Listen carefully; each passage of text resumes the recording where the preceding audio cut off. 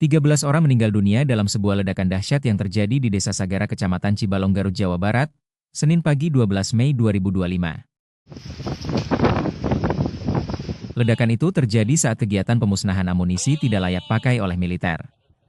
Ke-13 korban jiwa, termasuk warga sipil dan 4 anggota TNI. Proses pemusnahan amunisi dilakukan di lahan milik Balai Konservasi Sumber Daya Alam BKSDA Kabupaten Garut.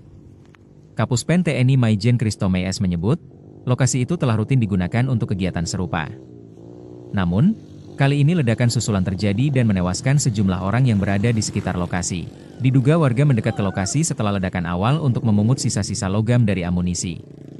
Tanpa disadari, masih ada bahan peledak aktif yang kemudian meledak kembali. Ledakan susulan itu menyebabkan banyak korban jiwa. Pihak berwenang tengah menyelidiki lebih lanjut penyebab ledakan tersebut.